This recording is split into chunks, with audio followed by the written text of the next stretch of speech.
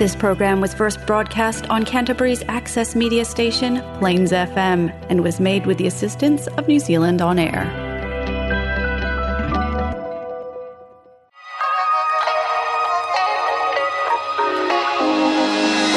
Welcome to Babes Listen. You're joined by your hosts, Nat and Jess. Two fitness professionals from New Zealand authentically talking everything health and wellness. You're welcome.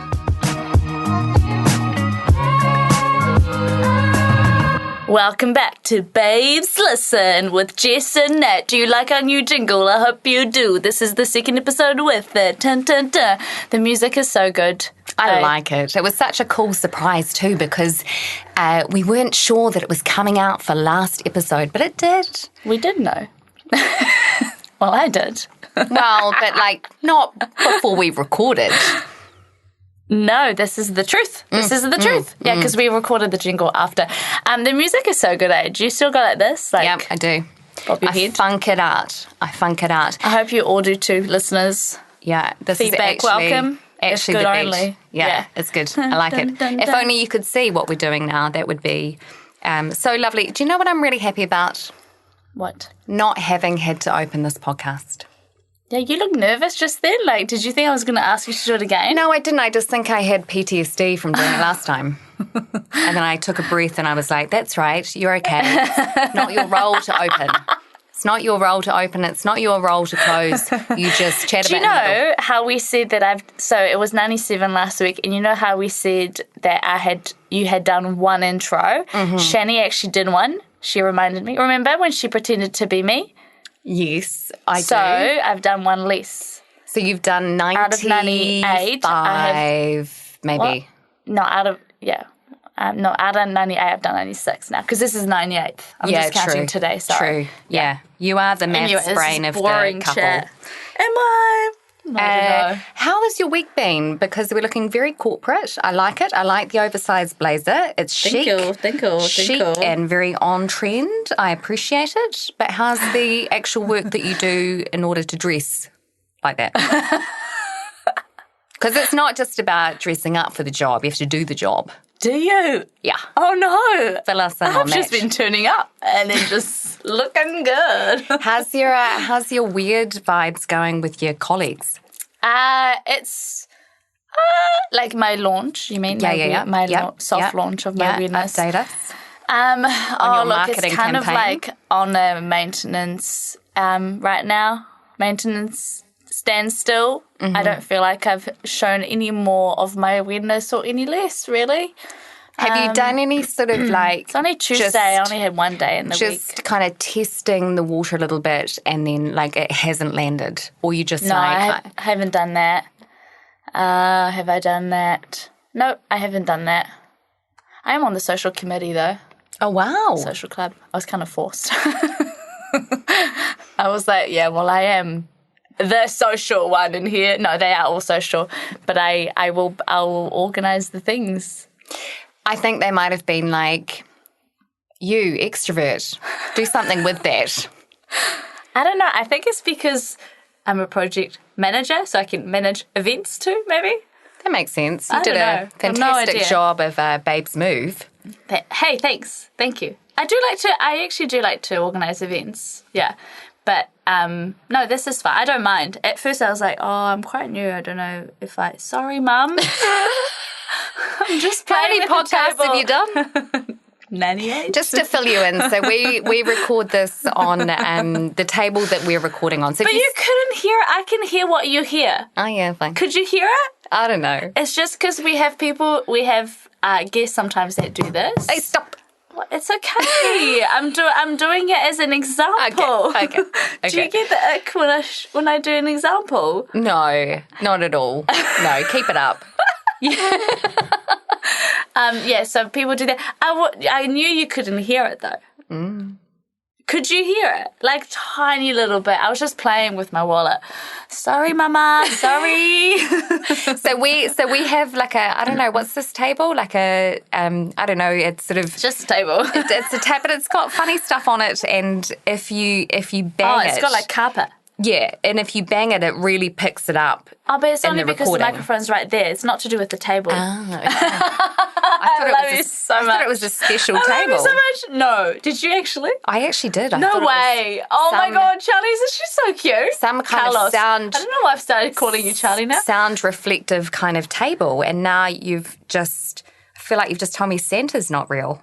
No, this is just a normal table. There's like, he's cracking up. By the way, I want to say Charlie's is his New Zealand name, but we call him Carlos, but I've just started calling him Charlie for no reason at all. I think it's because you signed off your email with Charlie. That is correct. So now I've got that, I've got that in my head. No, there's nothing special about the table. Tell her. No, well, that it is a normal table. The fuzzy material that we put on top, it is something extra that we buy and add to it. Is that to soften the sound, though? It is to try to make it less evident. Yeah. Other than that, there's nothing special about it. It's just because the microphone's really close to it. Yes. So if I did something close to it, it would do the same kind of vibe. And it's also something that we call structural noise, which is sound is vibration. So if you tap the table, the vibration of it is going to go up the microphone and move the diaphragm. So it's not really... It's like when you are outside of a nightclub, and you can hear the bass. Yes. And you can feel it in your body. Yes, because that's a structural, because it's being,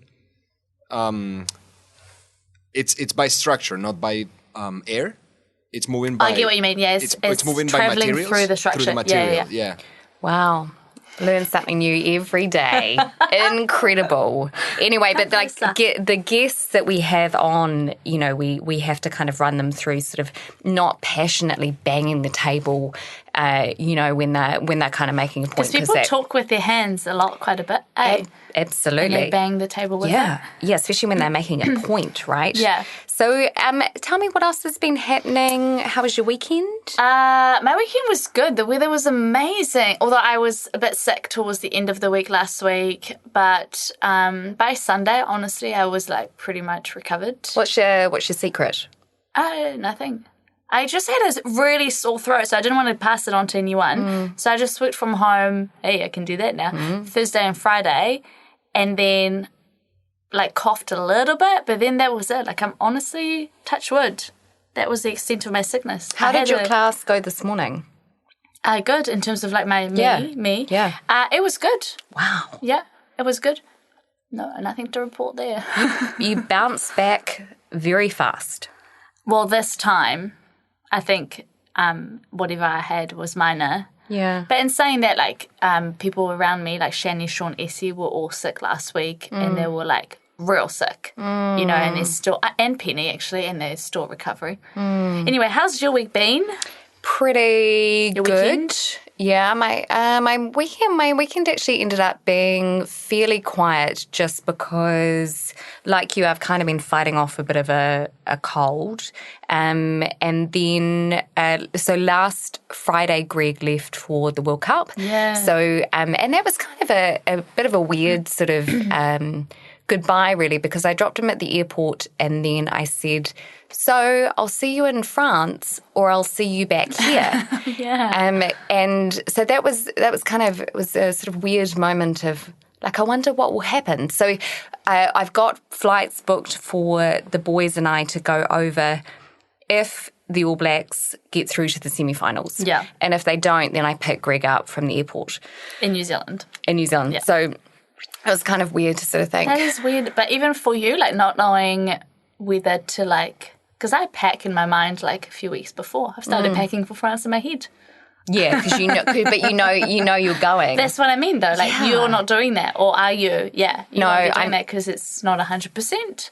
Well, I also don't want to get my hopes up. Exactly. Yeah. So if I start kind of investing in yes, we're going to France, and then something happens in that game, and actually we don't go to France, I don't want to be disappointed. No, of course. I want to be it's okay. No, you want to be. I wasn't packed anyway. Yeah, in my head. Yeah. How long until you go to France? 3 weeks. Excited? I'm so excited. Everything's planned. Nothing for me to do. I've got my international driving permit. I've got... I don't have anything to do for it, really. I've contacted Wow, did you hear that? So official. I've contacted all of my, people to contact over there. What are you most looking forward to? What? This is going to sound, actually, a couple things. I really want to go shopping in Paris. I love shopping there. There will be, I don't know if the sales will be on still from summer, but man, the shops are just insane. That's a bit lame to look forward to that though. I am really, thank you. No, both of us are shaking our heads. It makes total sense. I've just been looking at,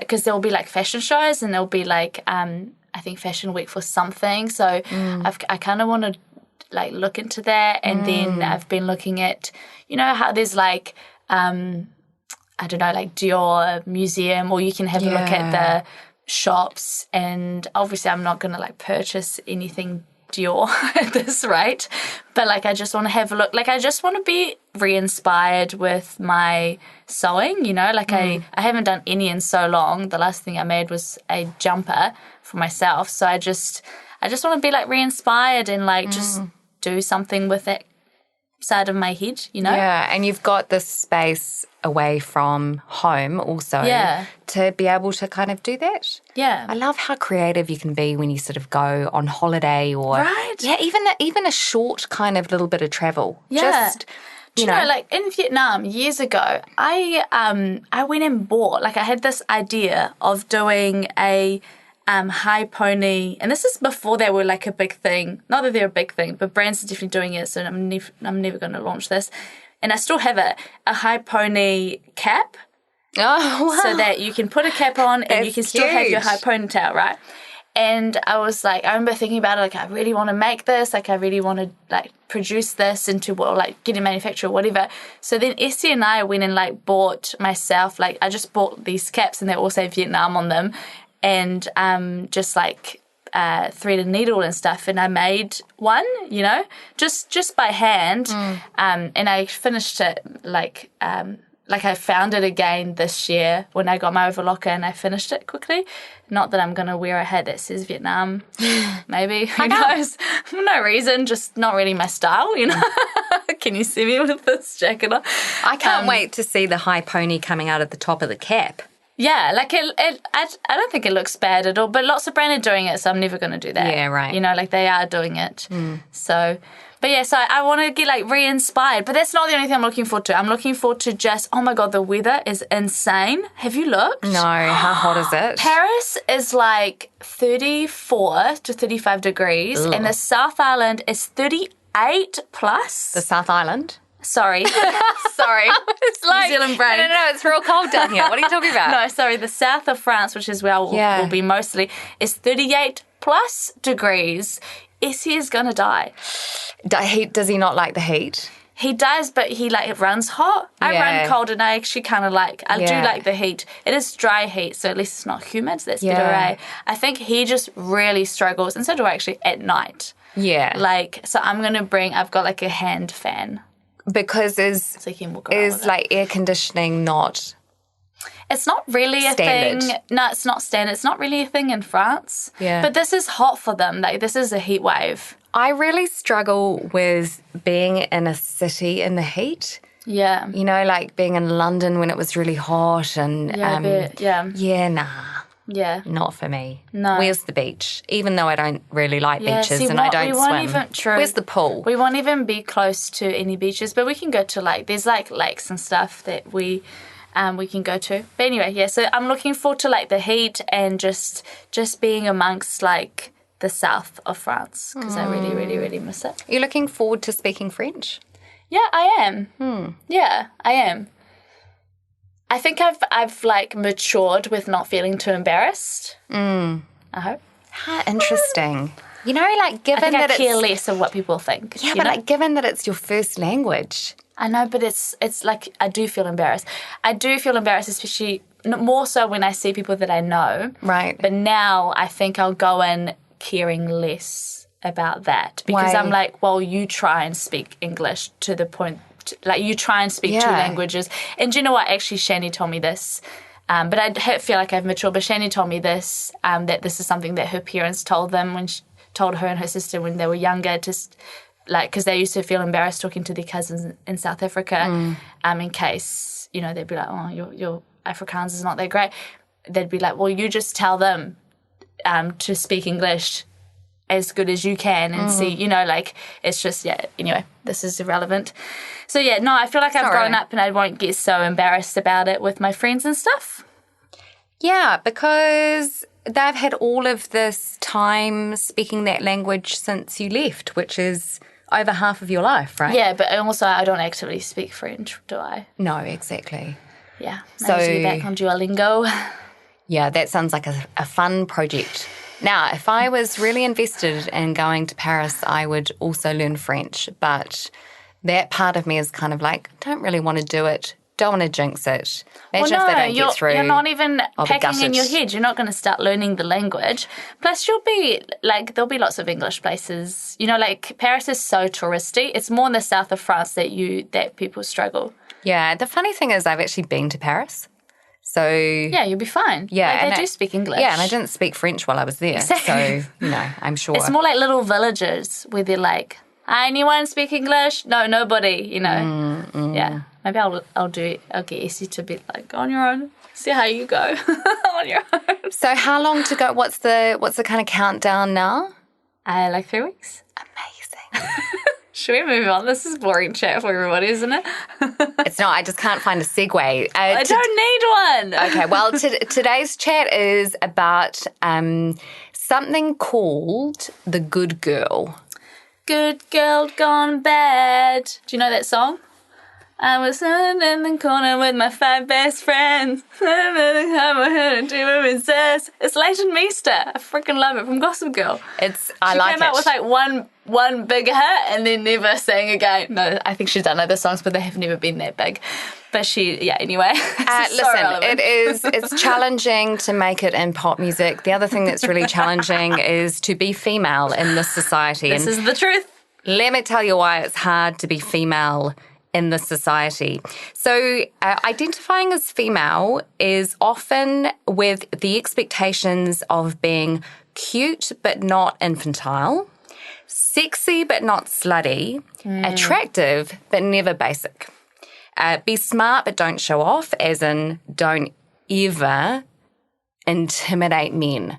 You know, like don't ever make men around you kind of not feel smart in your presence.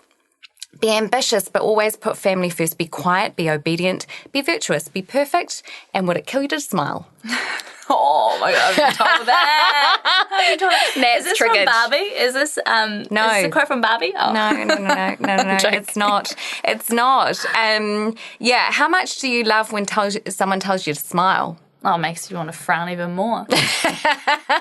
Get Botox, I can't smile. Yeah. Get so much that I can't. In your face. It's called Botox. No, I hate that. Yeah. Have you been told to smile? Yeah, probably when I was modelling. Or dad. Smile. Nothing like photos of you. Nothing comes to mind, but actually, the reason why this kind of topic came into my head in the last few days is that I was at a supermarket. And I was just waiting around, and you know when you go to kind of like the deli area, and I was just going to buy some salmon. Love salmon, by the way, side note. And so I'm waiting to buy salmon, and eventually someone who works behind the deli kind of comes up, and he made eye contact with me, and then some guy like just jumped in and went, I want this. And I just kind of stood there like... Excuse me. Thinking, I'm pretty sure I was here first. And then I went through the debate in my head of kind of like, do I say something? Like, do I kind of say, hey, I was actually here first? Or do I just kind of let it go?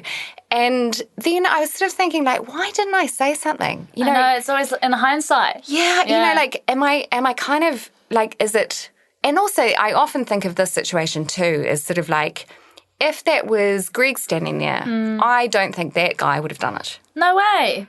I don't reckon either. I mean, we can't prove this, but I don't reckon either. We can't scientifically prove this, but you know, like I was really frustrated, and then I was kind of like, I wish I kind of said something, and so it got me thinking about this whole I guess, how much we as women potentially appease, as in we sort of don't confront men or don't sort of say, hey, dude, you're pushed in. What's the deal? So that's what it got me thinking about. Whoa, she's feisty, is what they would say. Yeah. Don't be too feisty. What a bitch is what they would say. But don't get rolled over. Yeah, don't be a doormat, but don't be aggressive, maybe? Yeah, don't be feisty. So according to a Stanford University study, desirable traits in women include warmth, loyalty, cheerfulness, while men are expected to be assertive, independent, and dominant. And many parents tend to nurture and reinforce these gendered characteristics in their sons and daughters. So while parents want the best for their children, they place a high value on being accepted by society. In the case of daughters, parents mistakenly put an emphasis on attaining goals by being a people pleaser.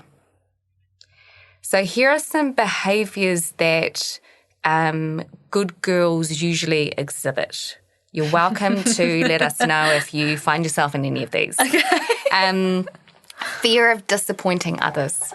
Yeah, of course. Okay. What about you? Yes, I have that. Probably fear of hurting others would be more. Oh, actually, mine's... we've been through this. How mine is for sure disappointing. I hated the declining part of offers. When I got offers, I hated having to decline people because I felt like I was letting them all down. Yeah. Which I kind of did, but, it's on them, not me. It's not really your responsibility, though, is it? Yeah, I know, but still, that feeling. Oh, it's a horrible feeling.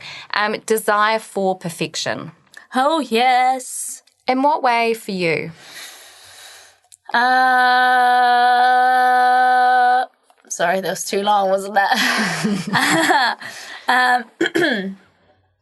Desire for perfection. I think I've matured in this as well, but it's definitely, just in everything, be smart, but also be beautiful and, Be everything? Be everything, yeah. Mm. And also be fit. Be strong. Yeah. Be flexible. Be smart. Yeah. Be pretty. Yeah. Yeah, those things bounce around in my head. Yeah, for sure. What about you? No, I really don't struggle with perfection at all. Thanks for listening for the last 50 episodes, Nat.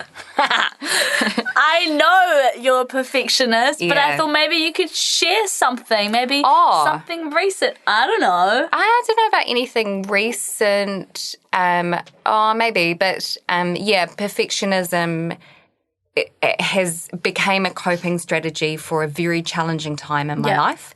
And it became essentially a survival strategy, which... I won't get into too much right now, but in terms of perfectionism, we have workshop coming up on Saturday. Yes, we do. I have noticed that despite how much experience I have with teaching, I am feeling quite anxious about that. And I'm kind of starting to put a lot of pressure on myself and feeling a lot of self-doubt about my ability to teach body balance. So I think that's kind of part of the perfectionist thing. Yeah. And also that, perfectionism is it's so unattainable. So there's so much anxiety because essentially, you're never going to... You're never going to get there. You're never going to get there. Yeah. Yeah. I get so that would be a recent example. Do you have a recent example? Not that I can think off the top of my head. I think workshop is always it's good because it's a goal for us, to be... I think I put a lot of pressure on myself for workshop to be my most fit and my strongest.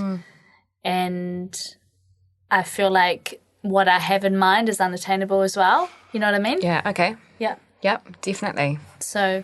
And how does that go also with you having been unwell recently? Yeah, I don't feel the fittest I've ever felt. I felt quite fit maybe 2 weeks ago, and I remember thinking, Oh yeah, I feel fit. I'm peaking. I'm peaking. Yeah. Peaking too soon. You peaked too soon, yeah. Then I got sick. I felt like I don't feel there. I don't feel like I felt a couple of weeks ago. Yeah, swallowing over here, your coffee. Sorry. That's where I'm at. So those are two of them: fear of disappointing others, desire for perfection. The other one is obedience to rules. Oh, interesting. But rules are there to be broken. Yeah, I don't think either of us really suffer from that too much. Rules are made to be broken. I remember my first manager told me this, and I was like, I'm going to take that in. Had you not done that before, though? No, I think when I was younger, I was definitely the good girl. Like I, especially in school, like how I used to only tell my mum about my A+ or A's. No, I was definitely one to follow rules. And I would like if you get called out by your teacher, I would, like, my heart would just drop if you've done, I don't know, detention or whatever. That would be the world is over. So that only changed when you started working? I think that changed, that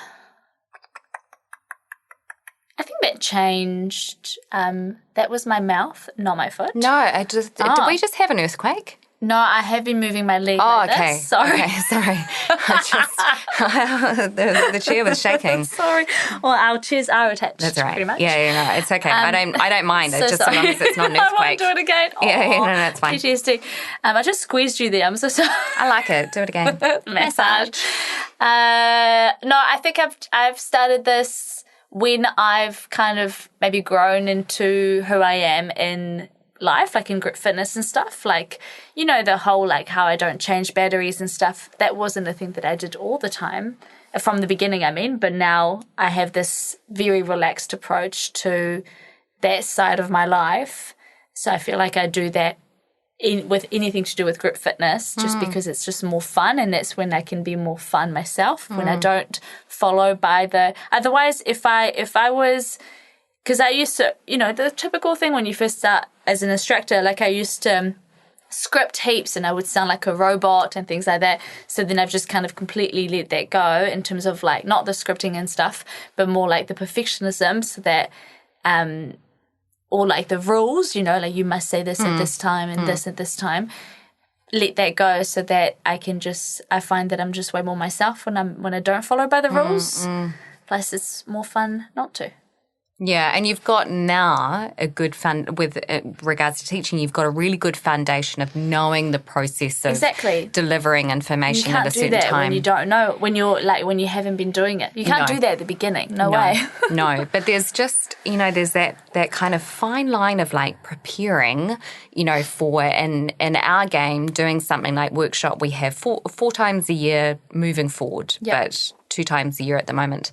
And this is where we teach other instructors. So, the expectation is that you should be good at what you do.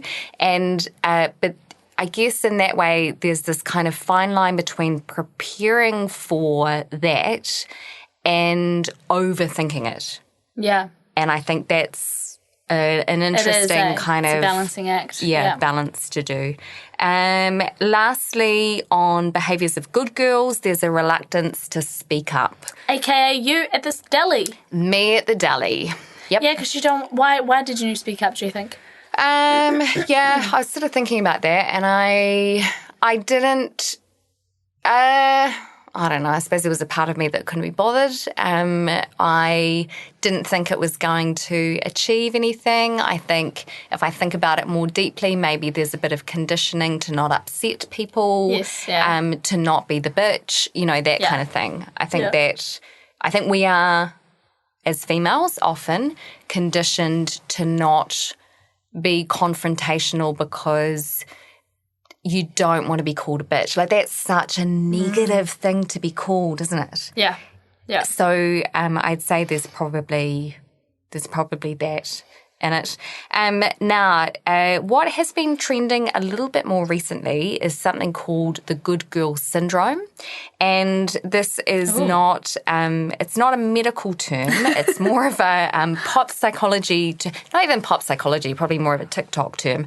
So being the good girl becomes a syndrome when a deviation from those behaviours that we've just talked about and expectations of being a good girl causes us to feel guilty and fear judgment.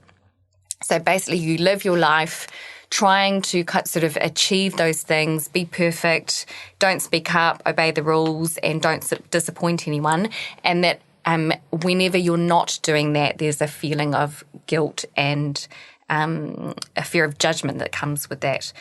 So it's a collection of traits that cause harm when it's taken to extremes. And according to Dr. Susan Albers, it is rooted in society's stereotyped expectations of how women should be and the role they should play. On the, the smiling, like you should smile more, the classic like cat callers when there's like a woman walking. Have you ever been told to smile more? Say you're walking down the street, or like, oh, you could smile at least. Probably. You could at least smile. Some point, have. I've probably blocked it out. You've been told that. Well, yeah, but I think I can't, not recently, I must have been younger, but yeah, they might be like, whistle or whatever, and then you look over and you look grumpy, like, oh, you could at least smile, like, what's your problem? Like, can you imagine if we did that to men? Isn't it just so reflective of, like, this belief by some men that we exist to benefit them. Yeah. We exist to facilitate them. Yeah. So it's totally fine. And obviously this is not all men, like this is... No, I said some men. Most definitely, yeah. Some men. I was like, yeah, this is good you said that. But yeah, it's just the classic of you are there to entertain me. Yeah, exactly. And that's where the kind of... your eye candy. The request to smile is.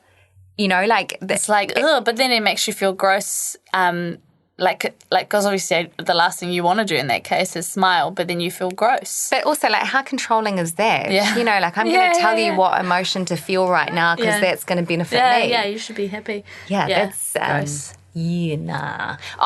If I think of any example of when that's happened, I will definitely share, but nothing comes to mind right at the moment. But you've been catcalled, haven't you? Yeah. Yep.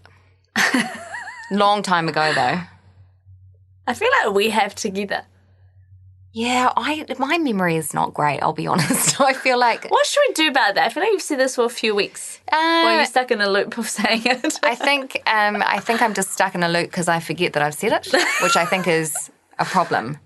What can we do? Oh, I'm sure I can do some brain training or something like that. But brain training. Yeah, some brain games. I mean, you know about the sleep thing, but I think you sleep a good amount, don't you? Do you know what I've been doing lately is I've been waking up at between 2 and 3 a.m. Oh, no. Just waking up.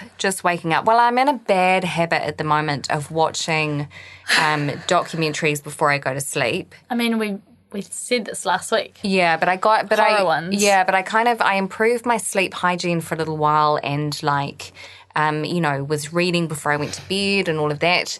And then I'm waking up between 2 and 3 and then I'm going to my iPad. What? And doing what?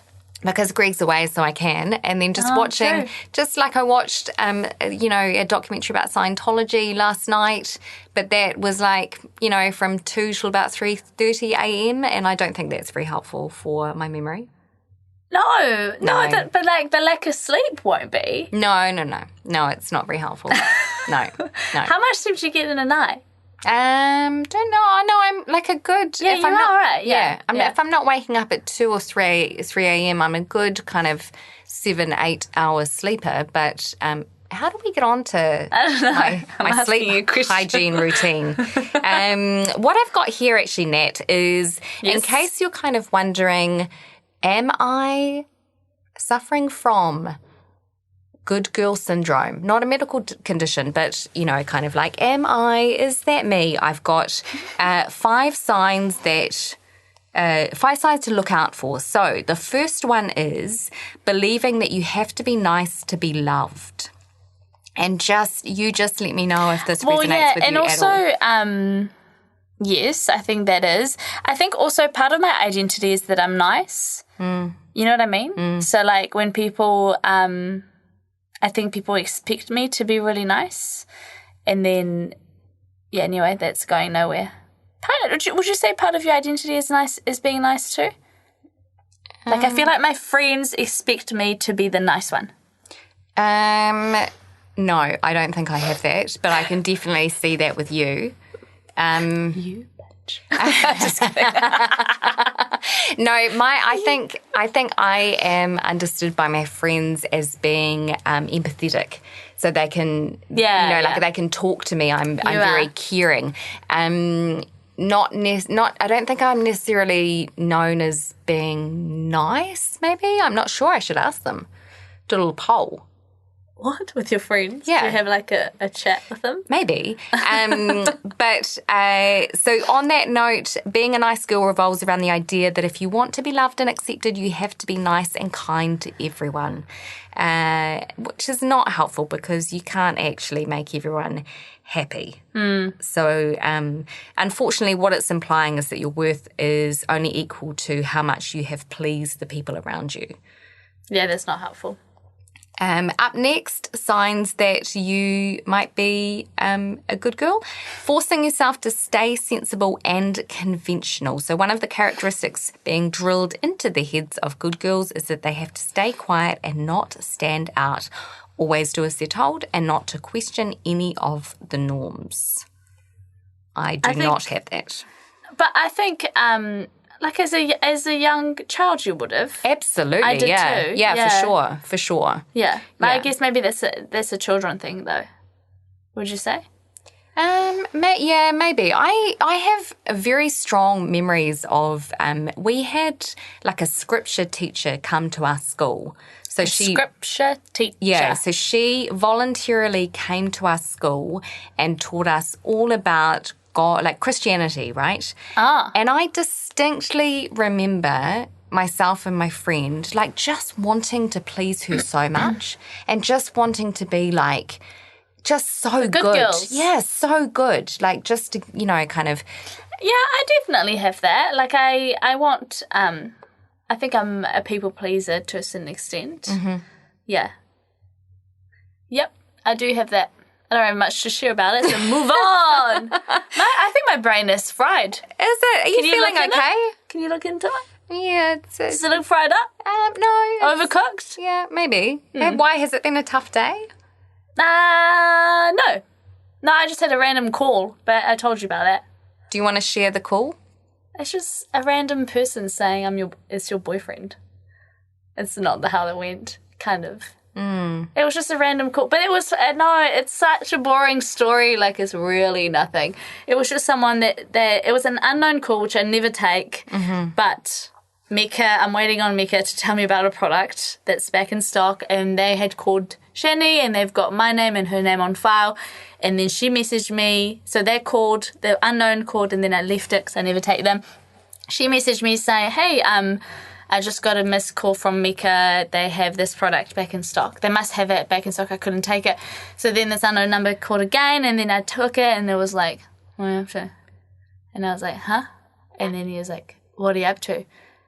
And I was like, who's this? And he was like, it's your boyfriend. So then I hung up. That's the extent of the story, which really doesn't matter. It's nothing. It gives me stalker vibes. Yeah, it's nothing if you haven't had a stalker in your past. If you've had a stalker in your past, it is understandably unsettling. So I'm going to change my number. Good idea. God, that's such a hassle, though. Is it? I've never done it. Well, neither. I've had this number since I arrived in New Zealand, and that was my first phone. Do you think you will change your number then? Oh, it's such a hassle, but like if it keeps happening, yes, I will. At least I don't have heaps of clients anymore. Like that would be the worst if your phone was your work phone, right? Yeah. Now I have a work phone that's separate. That's so good. I can change this number. Easy. It's all good. I'll just have to let... actually, no, it's not that bad because everybody messages on like Messenger and email and Instagram. It's all good. See, I'm going to change my number. Whoever you are, El Crepo. Yeah, but that happened right before you arrived. yeah, and then I was like looking over my shoulder, like, who, what? Anyway. She's still looking over her shoulder Maybe now. that's why, well, I'm in a studio that's like basically empty. So no, I'm not. But maybe that's why my brain is fried. Maybe. Overcooked. Maybe. Nat, do you struggle to say no? Yes, but I'm better at it now. Okay, what's changed? I grew up, more mature. I have better boundaries. Yeah. I always think, and this is something that Essie has taught me, not that he's taught me everything. I'm like, Lord, stop mentioning your husband. You're so boring. I'm boring myself. I've got the ick. But something that he's taught me is think about, and I've told you this before, think about whether whatever this thing is it bringing you closer to your goal, like your dream goal or your dream thing? Because if it isn't, like, are you doing it for their benefit or towards their dream or your dream? Do you get what I mean? Is that just in a professional space or? Yeah, professional. I guess professional. Sometimes group fitness, those lines blur though, right? Yeah. Personal, professional? Yeah. Yeah. But yeah, no, so that's something that I'm better at. What about you? Do you struggle to say no? Nah, you're all good. Actually, you sign yourself up for something random. Yeah, I tend to say yes and then think about it later. And then think about it later. That's my issue, is that I say yes to everything and then I think about it afterwards and I go, why did I don't want do to that? be doing that. No. Yeah, why did I? And now what am I going to do? Yeah, that's my problem is I say yes. It's how this podcast happened. I said yes. And then. But that was the best yes ever. Exactly. And, a while, I don't know, on my feed it was kind of coming up a while ago on sort of, like say yes to everything. And then there was this kind of trending like, your life will be better if you just say yes to everything. And I was like, that is not for me. Yeah, I have seen that before. Yeah. I think that's more to like. Not to limit yourself. Yeah, I guess not to limit your opportunities. Would that be more in a social sense?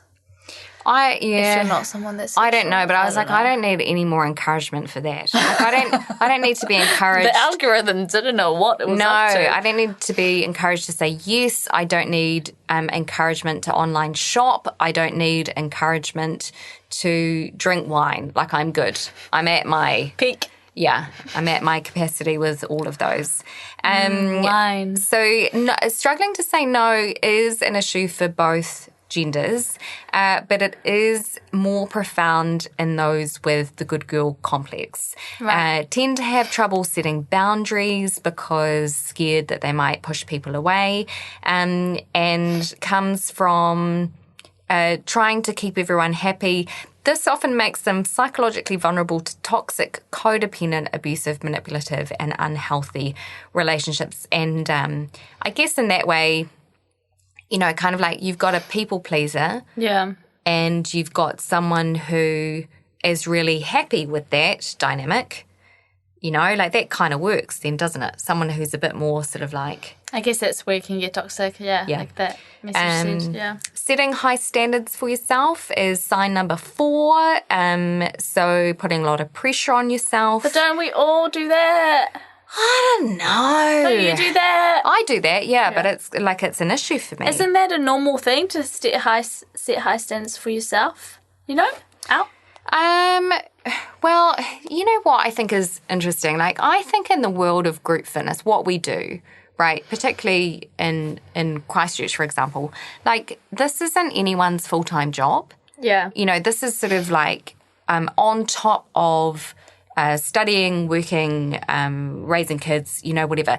And so I feel like group fitness tends to attract high achievers, people who sort of like do a class. They do a class and they go, this is really, really awesome. And then they're maybe quite good in the class and so they get spotted to teach, or teaching is something they want to do, right? So I feel like I'm sort of, I feel like I'm actually around a lot of like people who are kind of high achieving and putting a bit of pressure on themselves. But I guess, like you say, like when you get spotted, when you teach a class, you expect yourself to be, because you're telling people what to do, so you should hold quite a high standard, Yeah. So maybe that's why we are around people that are high performers. But I just feel like I can't really think of anybody who doesn't put pressure on themselves. or that doesn't set really high standards on themselves. And also there's a whole, like, when, you know, you put, like, you have different rules for yourself versus your friends.